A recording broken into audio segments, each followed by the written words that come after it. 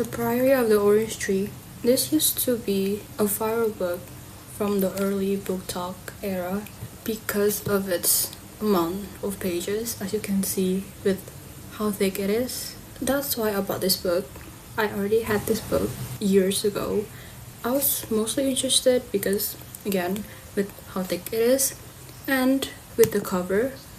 I don't know why, but the dragon here really interests me. This was released in 2019, and for a while I thought it was just a standalone fantasy book, but apparently Samantha Shannon, she released one again. It was in September 2025. So this was actually a standalone for quite a couple of years, 4 years. So I'm guessing that I can just read this book alone without having to read the other books to really get the gist of the plot. So in this book, the world is divided into two, the East and West, and it centers around a queendom, and the queen doesn't have an heir. In this book, the enemies, they are searching for ways to conquer this empire. We're starting really early today. It's still 2:13 a.m. So it's still in the early mornings. So I hope that I could actually finish this in a day. If there is a will, there is a way. So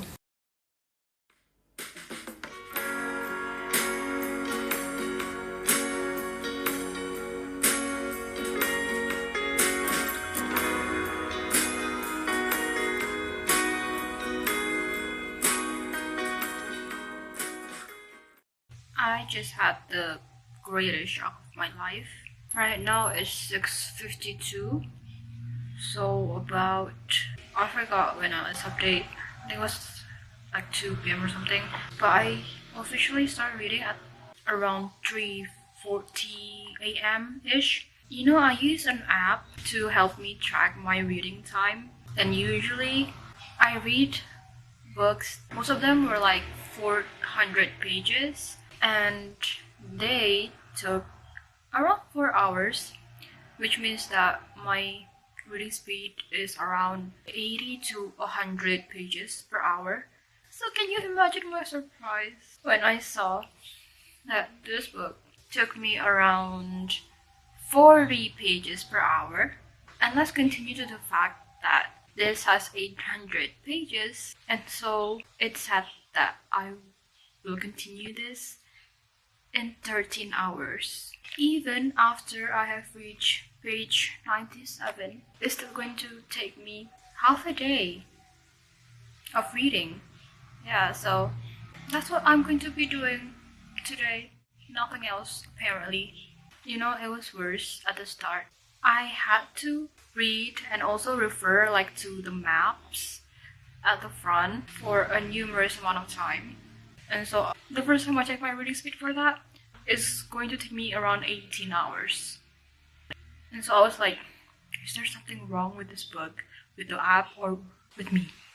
After that, I kind of tried to read it in, a faster speed without skim reading it.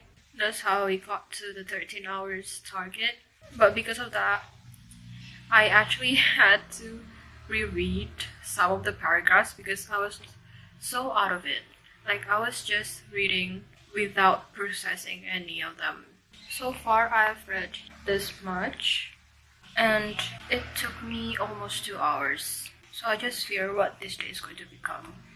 Finally, update time. Though I have bad news for myself. It's almost nearing the 12-hour mark since I've started reading The Priory of the Orange Tree.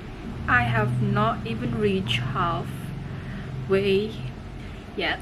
I am happy to announce that I have reached part 2 of the book. Finally, we're finally moving into a new direction.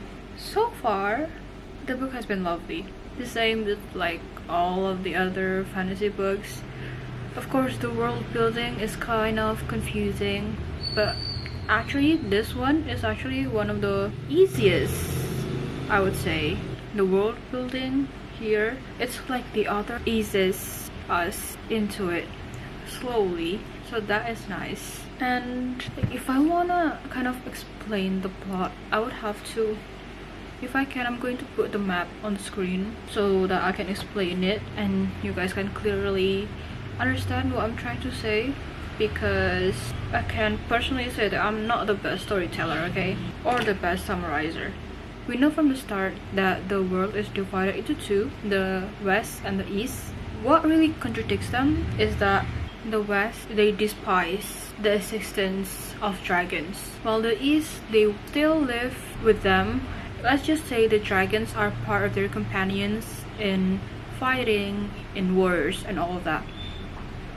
Now, why the West despise the dragons is because thousands of years ago, there was a catastrophe which causes bloodsheds, and it happens because of dragons. The leader of them is called the Nameless One. That's why in the West they kind of just stray into all kinds of dragons now. But the East, however, they have this distinction between the good dragons and the bad dragons, because in their point of view, which I agree, there are dragons that fought these bad dragons. I don't know if it's right, but we call the good dragons dragons. I sound so stupid. And the bad dragons, which is led by the Nameless One, wyverns. And in the cover of this book, this is dragons. Okay, this is the good ones. And the chapters here, they are alternating chapters. So chapter 1 would be a point of view from the West, and chapter 2 would be like point of view from the East.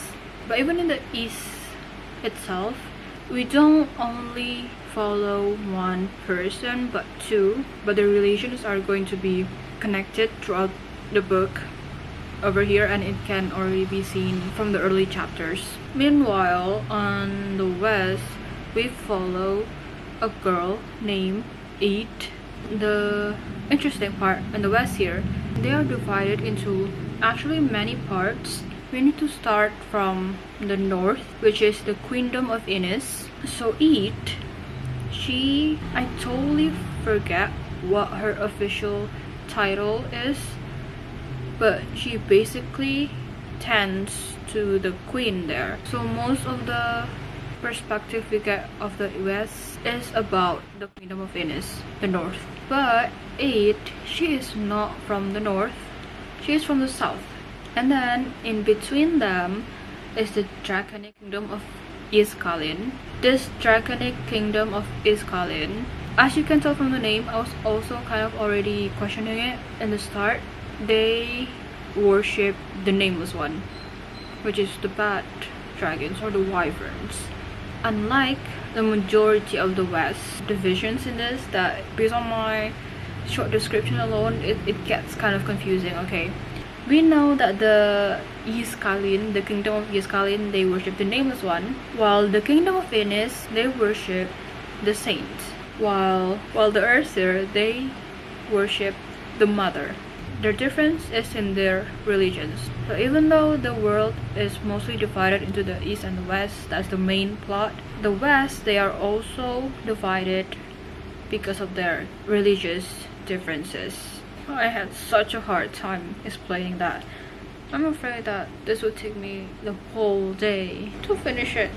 Oh, by the way, before that though, I'm reading this while having my lunch because I've been craving Korean food lately. This is tteokbokki, and for the price that I paid, guys, this is actually not worth it. Like, can you see the portion? It's so small. But also I got boba to accompany me reading, and I'm happy with this. Guys, I had a really nice long nap. I'm still back where I left it off. I'm on page 450 something, and it's literally already 10 o'clock. I have around 5 hours left, and so it's like the perfect reading this in a day situation. I really wish that I could finish this early, but this is what happens, guys. By the way, I forgot if I told you, but I told you that this book contains alternating chapters between the West and the East, right? And from the East point of view, perspective. We also got two sides, and I really hate one of them. I will confess that I skim through whenever their POV comes. It's just not a respectable character.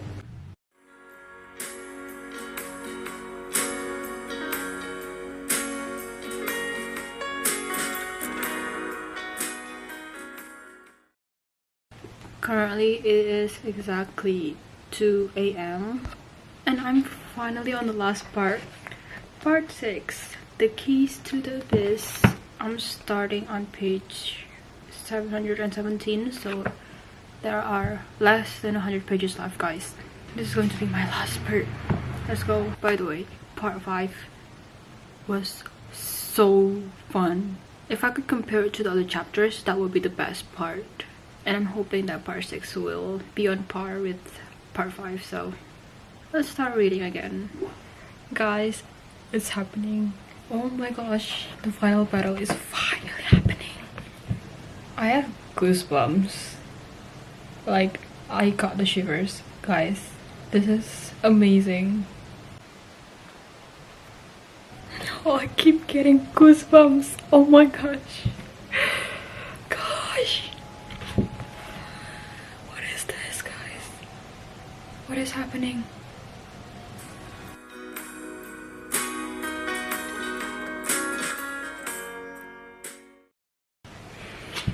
Okay guys, the final battle scene is over. Now we are on to the epilogue, guys, soon. And I have about 16 pages left.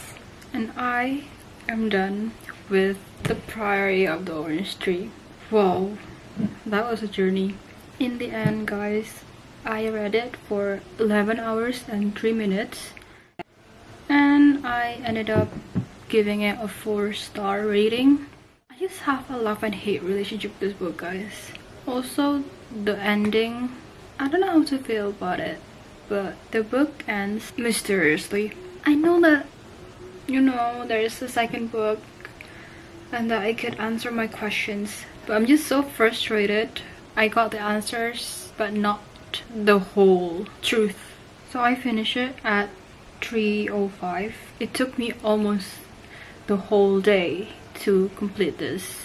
First of all, if we're talking about the plot, the characters, they are so well written.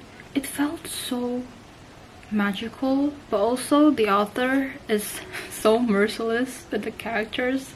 Even though, of course, it has a happy ending, she is not hesitant at all to put the characters in misery. That's how I would put it. This is a very high-stake book. It's more of a fantasy book, so don't think of it as a romantasy, because if you go into it with that sort of mindset, it will, I think, it can disappoint you in some way. But also on the other hand, this whole thing is basically based on love, like the sacrifices and all of that stuff. But I will still not consider it as romantasy, because even though the actions that they did, it was mostly because of love. It's not apparent enough when you read it, but you know that their intention is because of that purpose. You know what, I'm reading too much into it, but the dragons here, guys, when they appear, they give me goosebumps. My imagination while reading this was like, I was satisfied. So that's why I think putting this on the big screen would be amazing, if they do it right, of course. What I don't like about this book, obviously, how long it is. Some of the chapters, they are so long that it reached 20 pages and more. So that was kind of hard to go through because I just don't have the attention span. And if I did not challenge myself to read this in a day, this would honestly take me more like a week to a month, guys, because I think some parts, they are not as captivating as others. So even when you leave it at that, it doesn't really put your mind to concern. But I can say that it is worth it. It is worth it to go through the end. And it might be worth it to also continue the second and third book, because the ending, it's so ambiguous. I do not like ambiguous. I would love a clear ending, either happiness or sadness. I cannot dwell in between, guys. So obviously continuing the series would be an open discussion for me, but obviously not now. If you read this book alone, it can explain enough. I mean, I don't know what's the content of the other books, but this alone would suffice your curiosity. And I would just like to say my favorite character is Tane. She's from the East. Her and Eat, they're kind of similar, as in they're both strong. They have a strong will. They're ambitious. But I don't know, I just have a soft spot for Tane. By the way, I love the fact that the women here, they play the biggest part in the story than the men. In my opinion, the men here, they act as like a supporting role, but the women, they do everything, guys. So not even just in the queendom, but basically almost in every part of the world. And you know, as per usual in almost every fantasy book, the first half was hard to get through. If I can say, in my personal situation, I could only read around 49 pages per hour, and that in my standard is so bad. But when we're nearing the second half of the book, it gradually got better, and I can read at my usual pace, which is about like 80 pages per hour. Yeah, it's definitely kind of a slow start, but Samantha Shannon, she eases you to it. Okay guys, that would be it for this video. Thank you so much for watching. Let me know what your thoughts about this book, and if you have any other recommendation books to me, please comment below. And for now, goodbye.